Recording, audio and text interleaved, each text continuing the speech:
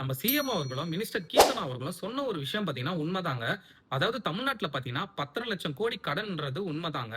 ஆனா அவங்க ஒரு சில விஷயத்தெல்லாம் உங்ககிட்ட சொல்லாம மறந்துட்டாங்க. என்னன்னு பார்த்தீங்கன்னா, நம்ம தமிழ்நாடோட ஜிஎஸ்டிபி குரோத் பார்த்தீங்கன்னா 36,67,000 கோடி. அதாவது நம்ம உள்நாட்டு உற்பத்தி பார்த்தீங்கன்னா 36,67,000 கோடி. இதுலருந்து தான் ஒரு பெர்சன்டேஜ் கால்குலேட் பண்ணி நம்மளுக்கு லோன் தருவாங்க. அதாவது நம்ம கேட்கிற அமௌண்ட் எல்லாம் தரமாட்டாங்க.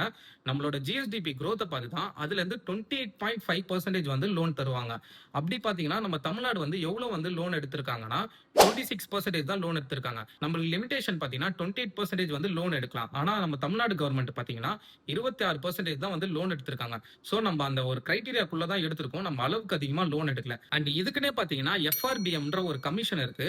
நம்ம இஷ்டத்துக்குலாம் வந்து நம்ம லோன் எடுக்க முடியாது. இந்த கமிஷன் தான் வந்து நம்ம தமிழ்நாட்டோட நிதி நிலைமை பார்த்து அண்ட் நம்மளோட குரோத் ஜிஎஸ்டிபி குரோத்த பார்த்து தான் வந்து லோன் வந்து பிரிஃபர் பண்ணுவாங்க. நான் உங்களுக்கு ஒரு எக்ஸாம்பிள் சொல்றேன். நீங்க ஒரு 10,00,000 ரூபாய் லோன் எடுக்கிறீங்க. லோன் எடுத்து உங்க சொந்த லேண்ட்ல வந்து வீடு கட்டுறீங்க.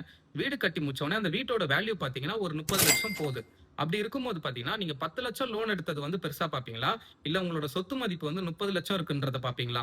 எப்படி இருந்தாலும் அந்த 10,00,000க்கு நம்ம இஎம்ஐ கட்டிட்டு தான் இருக்க போறோம். நம்மளோட அசெட் பார்த்தீங்கன்னா 30,00,000 ரூபாய்க்கு வரைக்கும் வந்திருக்கும். அதே மாரி தாங்க தமிழ்நாட்டிலயும் நம்மளோட ஜிஎஸ்டிபி குரோத் பார்த்தீங்கன்னா 36,00,000 கோடி கிட்ட இருக்கு.